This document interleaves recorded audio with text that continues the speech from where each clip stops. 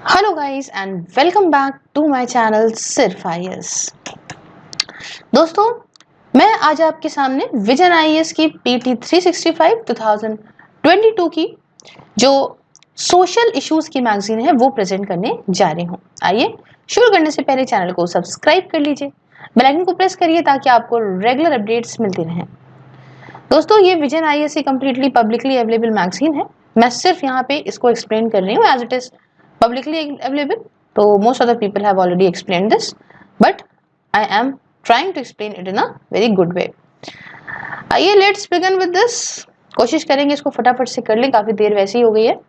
तो सबसे पहला हमारा जो टॉपिक है वो है विमेन एंड चाइल्ड का। ठीक है, विमेन एंड चाइल्ड का। और उसके अंदर जो पहला सब टॉपिक आता है वो आता है laws related to protection of women.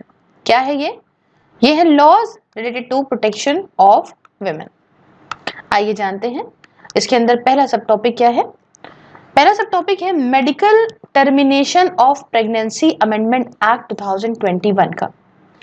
जानेंगे क्यों रहा न्यूज में। देखिए दोस्तों, न्यूज में रहने की वजह यह है कि रिसेंटली सेंटर ने नोटिफाई करा है medical termination of pregnancy amendment rules 2021 को।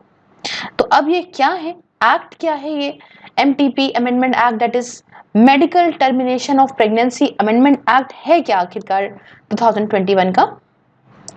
देखिए, एक्ट देखता है कि ये medical termination of pregnancy act जो पुराना था ना 1971 का, उसे ये अमेंड करेगा ताकि कुछ कंडीशंस को रेगुलेट करे जिसके अंदर जो प्रेगनेंसी है उसे अबॉर्ट किया जा सकता है, एंड साथ में टाइम पीरियड भी इंक्रीज करे जिस टाइम पीरियड के भीतर यहाँ पे अबॉर्शन करा जा सके। ठीक है, मतलब एक वक्त होता है ना कि इतने टाइम तक आप अबॉर्शन करवा सकते हो, तो इस टाइम पीरियड को यहाँ पे जो टाइम पीरियड है उसे बढ़ाने की बात करी जा रही है इस बिल के अंदर।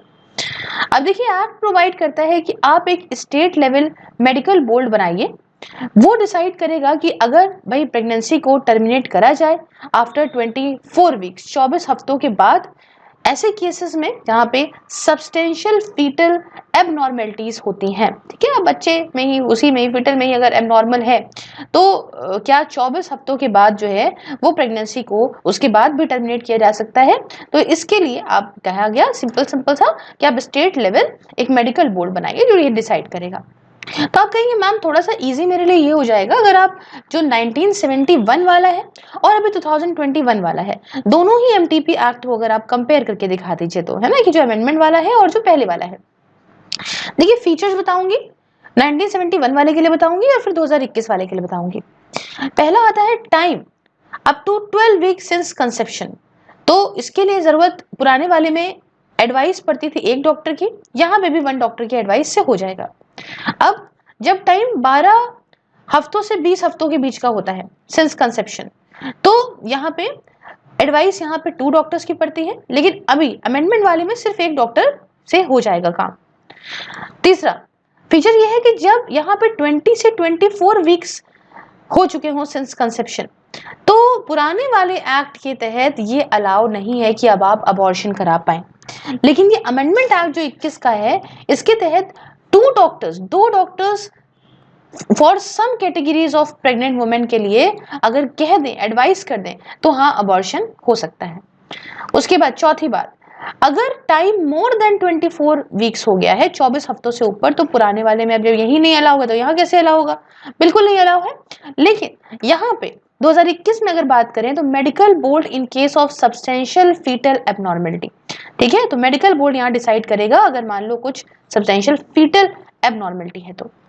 नेक्स्ट, अगर कोई भी टाइम प्रेगनेंसी का है ना, कोई भी टाइम 24 हफ्ते ये वो, तो 1 doctor if immediately necessary to save pregnant women's life, opinion formed in good faith. ठीक है, अच्छी सोच के हिसाब से एक डॉक्टर भी अगर ये देख ले कि तुरंत भाई माँ की जिंदगी को बचाना है तो कोई बात नहीं, और ये दोनों में ही यहाँ वर्क कर रहा है।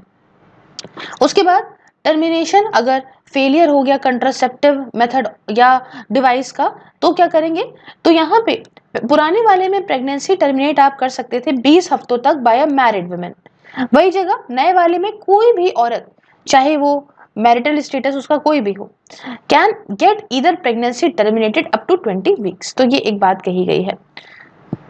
उसके बाद मेडिकल बोर्ड्स की बात करें तो ऐसी कोई भी ओपिनियन नहीं है, है ना। सिर्फ रजिस्टर्ड मेडिकल प्रैक्टिशनर्स डिसाइड कर सकते हैं ये टर्मिनेशन को लेके प्रेगनेंसी की। वही जगह नए वाले में मेडिकल बोर्ड डिसाइड करेगा कि अगर क्या प्रेगनेंसी टर्मिनेट कर सकते हैं 24 हफ्तों के बाद किसी सब्सटेंशियल फीटल एब्नॉर्मलिटीज की वजह से या नहीं। और सारी ही जो स्टेट और यूनियन टेरिटरी की गवर्नमेंट्स हैं, ये यहाँ पे एक मेडिकल बोर्ड बनाएंगी जिसके अंदर एक गायनाकोलॉजिस्ट होगी, पेडियाट्रिशियन होंगी, मतलब बच्चों का डॉक्टर हो गया, ये औरतों का हो गया, ठीक है, रेडियोलॉजिस्ट होंगे या सोनोलॉजिस्ट होते हैं ना जो आपके ये करते हैं अल्ट्रासाउंड वगैरह, या दूसरे मेंबर्स जिन्हें नोटिफाइड करा जाएगा स्टेट गवर्नमेंट के द्वारा, क्योंकि यही 3 एक्सपर्ट्स हो जाएंगे इसके अंदर, ठीक है, बच्चा हो गया, माँ हो गई और जो अपना टेस्ट हो रहे हैं। उसके बाद लास्ट फीचर है प्रिवेसी एंड पनिशमेंट का।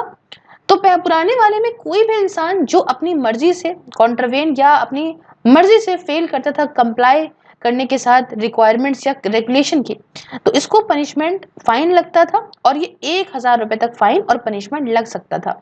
वही जगह नए वाले में एक रजिस्टर्ड मेडिकल प्रैक्टिशनर में only reveal the details of a women whose pregnancy has been terminated to a person authorized by law।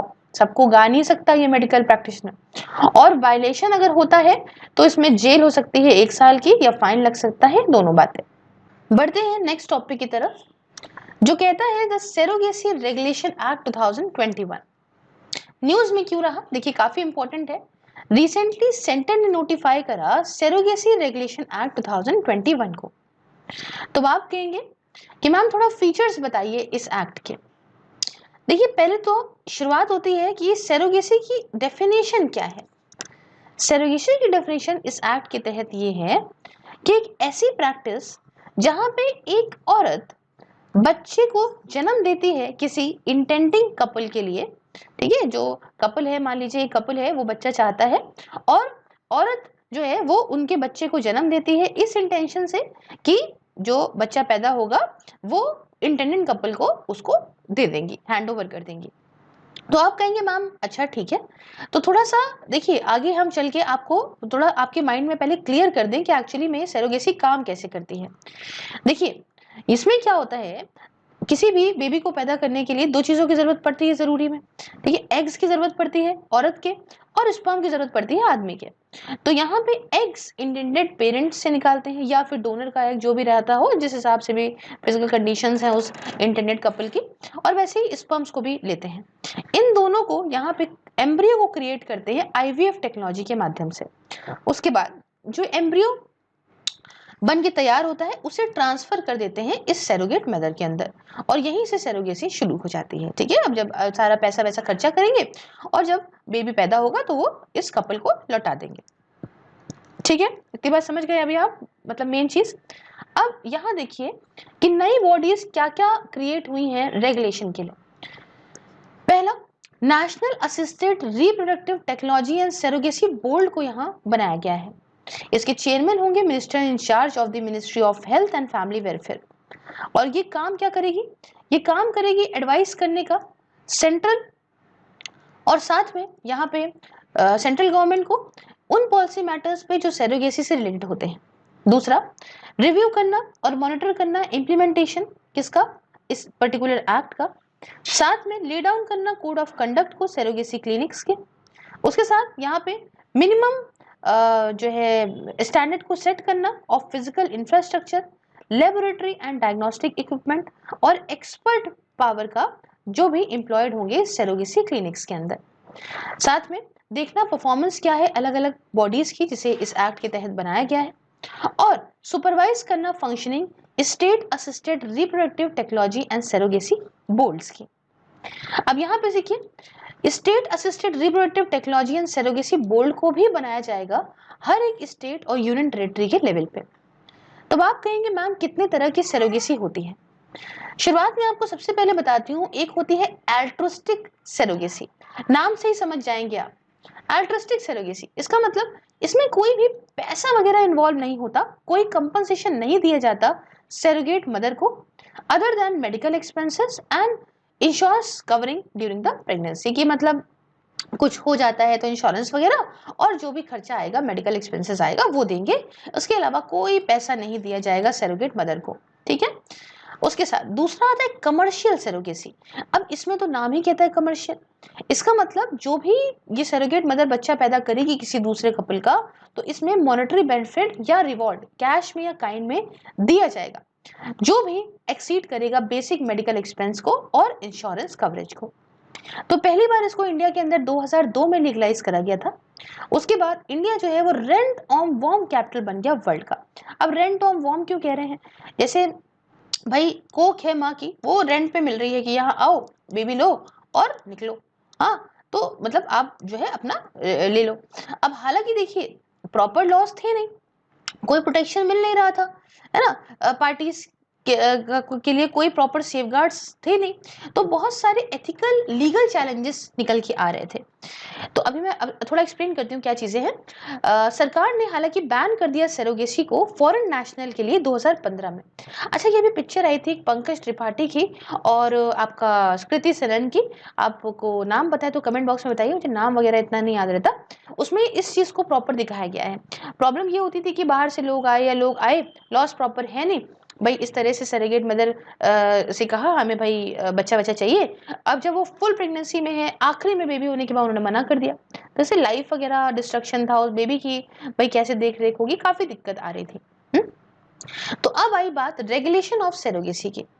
तो पहला, ये कमर्शियल सेरोगेसी को प्रोहिबिट करता है बट एल्ट्रुस्टिक सेरोगेसी को अलाउ करता है।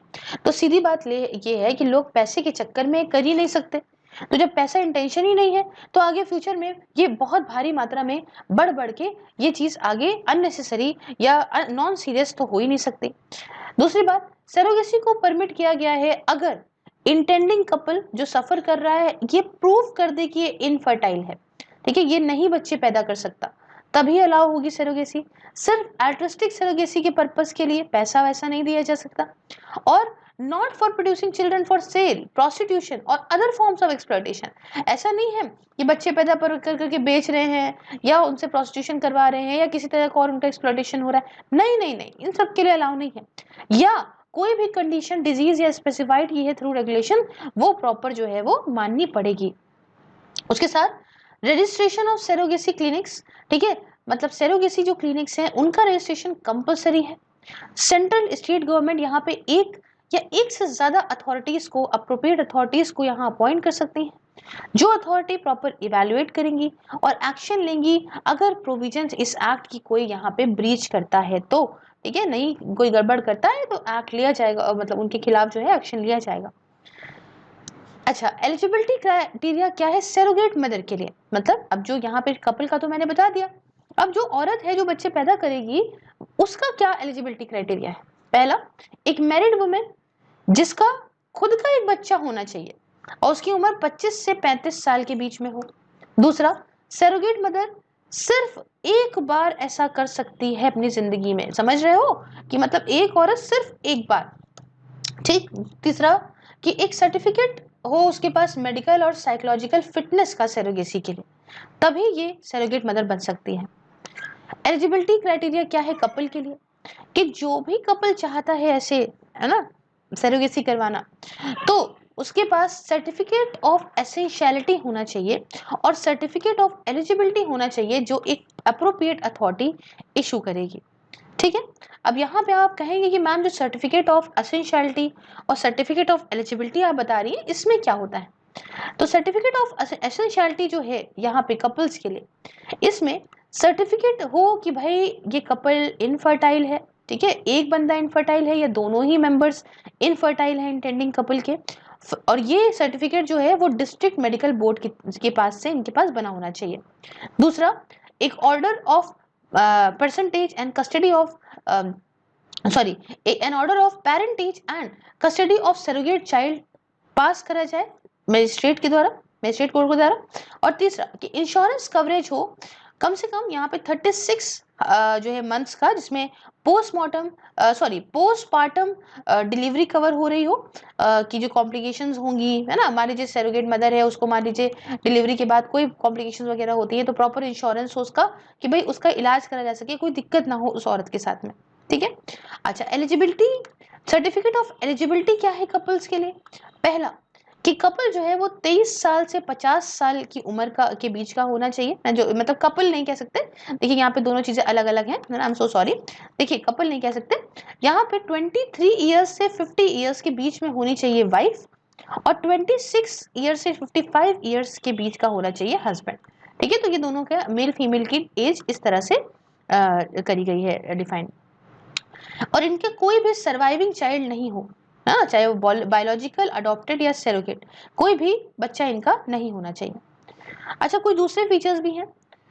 देखिए, जो बच्चा पैदा होगा सेरोगेट प्रोसीजर से will be deem to be biological child of the intending couple. ये माना जाएगा कि एक बायोलॉजिकल चाइल्ड है ये इंटेंडिंग कपल का।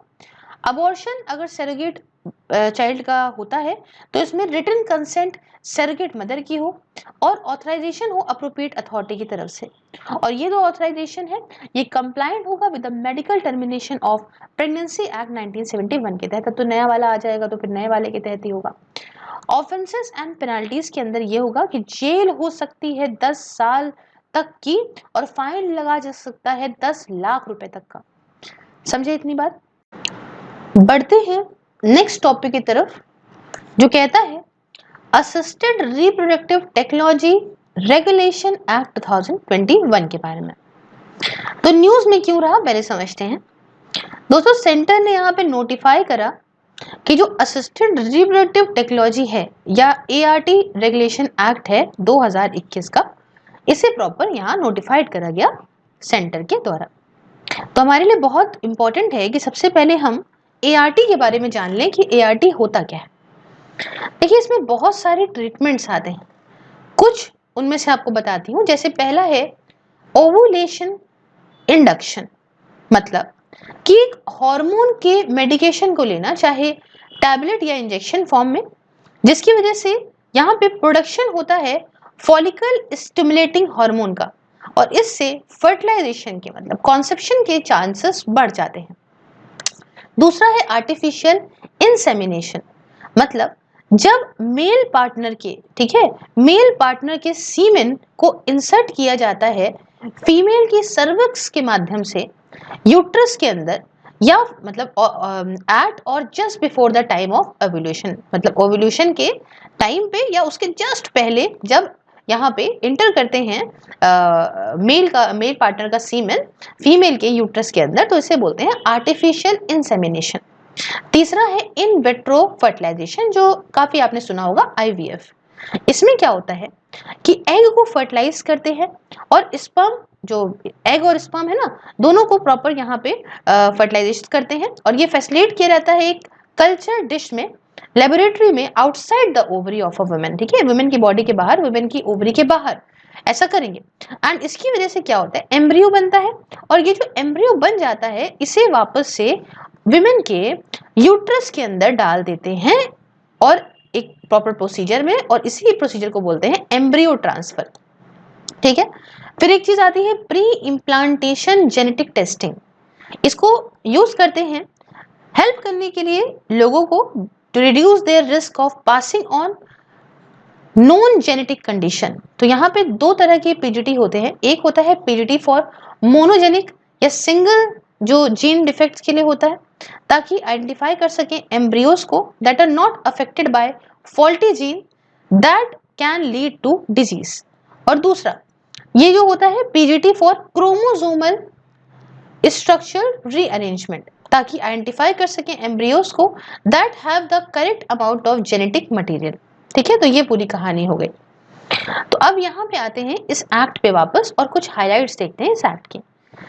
सबसे पहले डेफिनेशन की बात करते हैं। तो इसमें ART को ये बताता है कि ये सारी टेक्निक्स आ गई जो कोशिश करती हो, अटेम्प्ट करती हो ऑब्टेन करने के लिए प्रेगनेंसी को बाय हैंडलिंग द स्पर्म या फिर oocyte oxide outside the human body, and transfer करना गैमीट का या एम्ब्रियो का into the reproductive system of a women. दूसरी बात, जो रेगुलेशन है ART क्लिनिक्स की और बैंक्स की, तो हर एक ART क्लिनिक और बैंक को रजिस्टर होना जरूरी है under the national registry of bank and clinics of India. तो नेशनल रजिस्ट्री इस्टेब्लिश करी जाएगी अंडर द बिल, एंड ये एक्ट करेगी एक सेंट्रल डेटाबेस के तौर पे, जिसमें सारी डिटेल्स होंगी ART क्लिनिक्स की और बैंक्स की देश के अंदर। तीसरा, रिटन इन्फॉर्म्ड, वन सेकेंड यहाँ पे आते हैं, रिटन इन्फॉर्म्ड कंसेंट, मतलब क्लिनिक कोई भी ऐसा ट्रीटमेंट नहीं करेगी या प्रोसीजर नहीं करेगी बिना रिटन इन्फॉर्म्ड कंसेंट के सारी पार्टीज की सीकिंग असिस्टेंट रिप्रोडक्टिव टेक्नोलॉजी। और दूसरा कि बिना इंश्योर करे, मतलब इंश्योर करे कवरेज ऐसे अमाउंट का, जितना भी अमाउंट इसमें लग रहा है उन अमाउंट का, for the period of 12 months in favour of oocyte donor by commissioning couple या फिर और women from a insurance company या फिर एजेंट जिसे रिकॉग्नाइज करा गया हो insurance regulatory and development authority के द्वारा। मतलब सब कुछ आप देख रहे हो, प्रॉपर प्रोसीजर होगा, प्रॉपर प्रूफ के साथ, प्रॉपर सेफ्टी के साथ आगे बढ़ सकते हैं।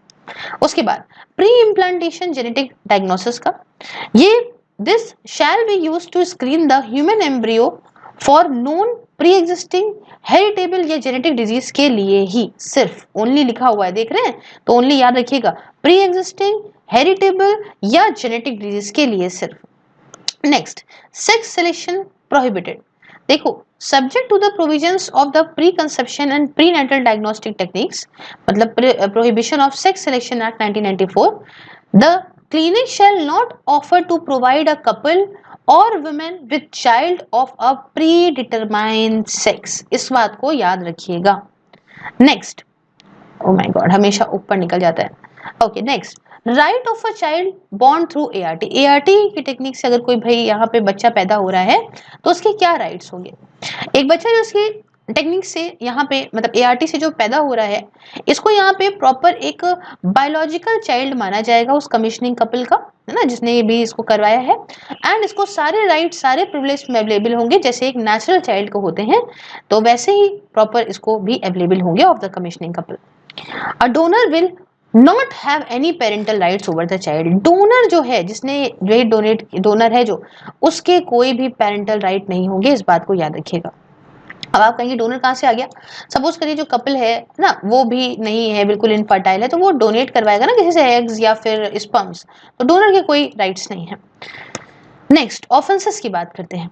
मान लीजिए जो बच्चा ART के माध्यम से पैदा हुआ उसे ऐसे ही छोड़ दिया गया, एक्सप्लॉइट कर रहे हो या ऐसे बच्चे को बेच रहे हो, परचेज कर रहे हो, ट्रेड कर रहे हो या इंपोर्ट कर रहे हो ह्यूमन एम्ब्रियोस को या गैमेट्स को यूज करके किसी भी इंटरमीडिएटरी का मतलब बिचौलिया का टू ऑब्टेन डोनर्स, या एक्सप्लॉइट कर रहे हो किसी कमीशनिंग कपल को, विमेन को या गैमेट डोनर को किसी भी फॉर्म में, ठीक है, और ट्रांसफर करना ह्यूमन एम्ब्रियो को एक मेल या एनिमल में, ये सब गलत है, एक ऑफेंस के तौर पे माना जाएगा, याद रखिएगा। पेनाल्टी की बात करें तो अगर कोई भैया प्रोविजन से हटा तो उसको 5 से 10 लाख रुपए तक का जुर्माना, है ना, पहले कंट्रावेंशन पे, और बाद में अगर देखें तो ये पनिशेबल भी है, 3 से 8 साल तक की जेल हो सकती है, और फाइन बाद में आपको 10 से 20 लाख तक का भी दिया जा सकता है। अब नेक्स्ट है नेशनल और स्टेट बोर्ड्स की बात करें तो नेशनल या state ART and surrogacy board ये बनाया जाएगा अंडर द सेरोगेसी एक्ट, और शैल बी नेशनल या state as applicable board for the purpose of this act.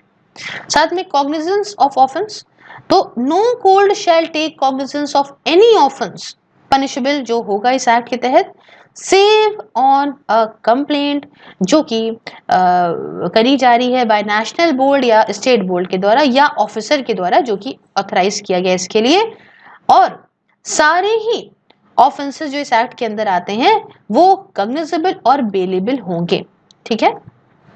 Power to make rules, अब यहाँ पे देखिए जो सेंट्रल गवर्नमेंट है वो नोटिफिकेशन के माध्यम से, ठीक है, वो यहाँ पे सेंट्रल जो गवर्नमेंट है वो यहाँ पे नोटिफिकेशन के माध्यम से रूल्स बना सकती है कैरी आउट करने के लिए जो भी प्रोविजंस हैं इस एक्ट के, ठीक है। ये हो गया हमने पूरी बात। अच्छा एक चीज देख लीजिए ना कि ये नॉर्मल जो है जो कॉग्निजेबल वगैरह का मतलब होता है ना, ये proper with in the jurisdiction of the court होता है इसका मतलब, ठीक है। कॉग्निजेबल क्लेम अगर हम बात करें तो इसका मतलब with in the jurisdiction of the court, इस बात को याद रखिएगा। ओके, अब यहाँ पे आते हैं थोड़ा सा नीचे, मेक रूल्स वगैरह सब हमने कर लिया।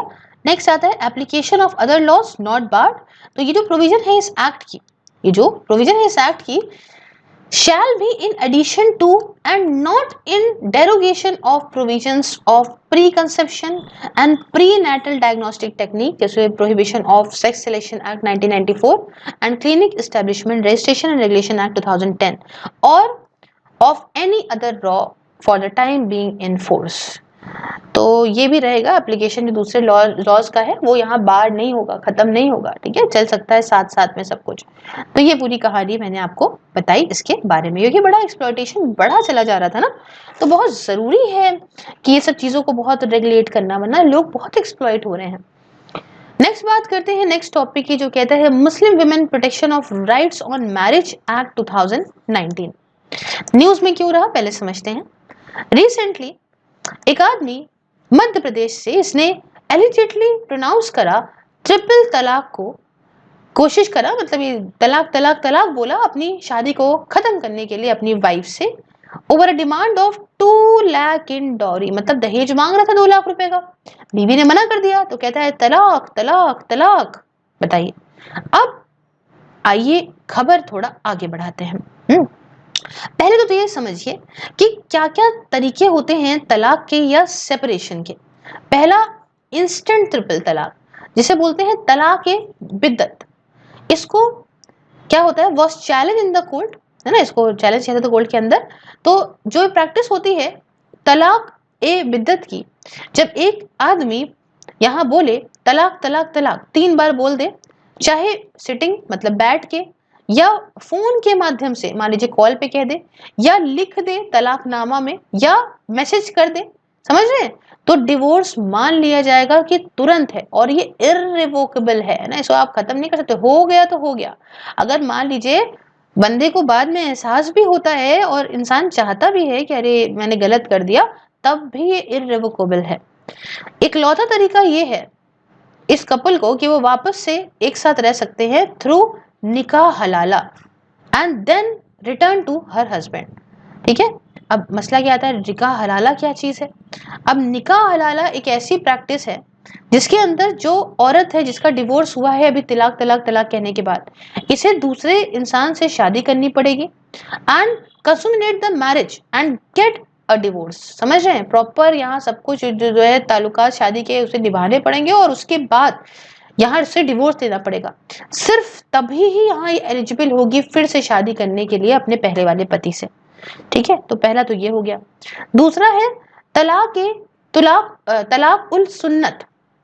अब तलाक उल सुन्नत क्या है, इसके अंदर एक बार अगर हस्बैंड ने प्रोनाउंस कर दिया तलाक, तो वाइफ को यहाँ ऑब्जर्व करना पड़ेगा 3 महीने का इद्दत पीरियड, ड्यूरिंग विच अगर हस्बैंड यहाँ पे अपनी मर्जी से रिकॉन्सिलिएट करता है वाइफ के साथ में तो ठीक। अब इन केस यहाँ पे जो है दोनों के बीच में जो मामला है, इन सारे 3 महीनों के बीच में अगर चलो हो जाता है, ठीक हो जाता है, तो यहाँ पे तलाक रिवोक्ड हो जाएगा। हालांकि when the period of इद्दत expires, ये जो मैंने बता रहा ना कि 3 महीने का जो पीरियड है, अगर ये भाई खत्म हो जाता है और हस्बैंड रिवोक नहीं करता तलाक को, तो तलाक इर्रिवोकेबल और फाइनल हो जाएगा। तो ये माना जाता है कि ये आइडल फॉर्म है डिसोल्यूशन ऑफ मैरिज का, कॉन्ट्रैक्ट का अमंग द मुस्लिम्स। तो ये दोनों तरीके आपने समझ लिए। तो अब यहाँ की जो न्यूज थी उससे रिलेटेड आते हैं हम, और जो Muslim women protection of rights on और मैरिज एक्ट 2019 है, उसकी प्रोविजंस के बारे में बात करते हैं। तो सबसे पहला ये इनवैलिडेट करता है इंस्टेंट ट्रिपल तलाक की प्रैक्टिस को, दैट इज पहला वाला, ये तलाक ए बिद्दत को। ये कहता है कि ये वॉइड और इलीगल चीज है। ये इंस्टेंट ट्रिपल तलाक को एक क्रिमिनल ऑफेंस बताता है जिसमें आपको 3 साल तक की जेल और फाइन लग सकता है। ये प्रोवाइड करता है कि ऑफेंस कॉग्निजेबल हो अगर इंफॉर्मेशन जो कमीशन से रिलेटेड है ऑफेंस की, ये दी जाती है पुलिस को एक मैरिड मुस्लिम वुमेन के द्वारा जिसके ऊपर ये तलाक प्रोनाउंस किया गया है, कहा गया है, मतलब जिसको तलाक तलाक तलाक बोला गया है, या कोई भी ऐसा पर्सन जो, ये याद रखिएगा, या औरत खुद बताए जाके पुलिस को, और या उस औरत का कोई ब्लड रिलेशन या मैरिज रिलेशन जो भी है वो बताए जाके, तो ये माना जाएगा। देखिए कॉग्निजेबल ऑफेंस मैं फिर से बता देती हूँ, ये वो होता है जिसमें पुलिस ऑफिसर अरेस्ट कर सकता है एक अक्यूज को, पर्सन को विदाउट वारंट। ठीक है, तो ऊपर में मैंने बताया ना बेलेबल और कॉग्निजेंट, तो भाई लॉ के रिलेटेड है, तो इसका मतलब यही है कि जो पुलिस ऑफिसर है ये अरेस्ट कर सकता है अक्यूज पर्सन को बिना किसी वारंट के।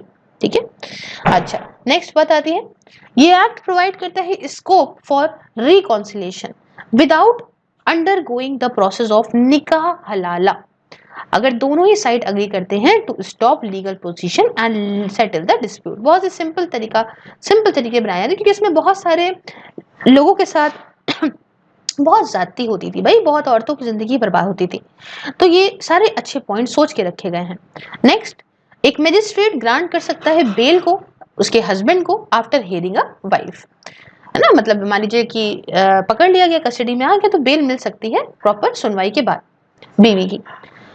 अलाउंस क्या है कि एक मुस्लिम औरत जिसके अगेंस्ट तलाक को डिक्लेयर किया गया है, इसको जो सब्सिस्टेंस अलाउंस है वो मिलेगी अपने हस्बैंड की तरफ से खुद के लिए एंड अपने डिपेंडेंट चाइल्ड के लिए, और जो अमाउंट होगा अलाउंस का ये मजिस्ट्रेट बताएंगे कितना देना है।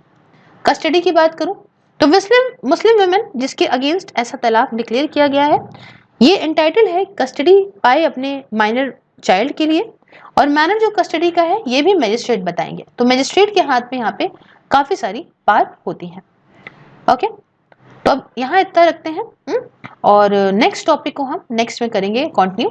बाकी आप मुझे बाकी सारे सोशल मीडिया हैंडल्स पे फॉलो कर सकते हैं, टेलीग्राम पे आपको मेरी पीडीएफ मिल जाएगी और बाकी जगहों पे क्वेश्चंस वगैरह और वीडियोस वगैरह फेसबुक वगैरह में मिल जाएंगे। सारे लिंक दोस्तों डिस्क्रिप्शन बॉक्स में जाइए, अभी मुझे फॉलो करिए।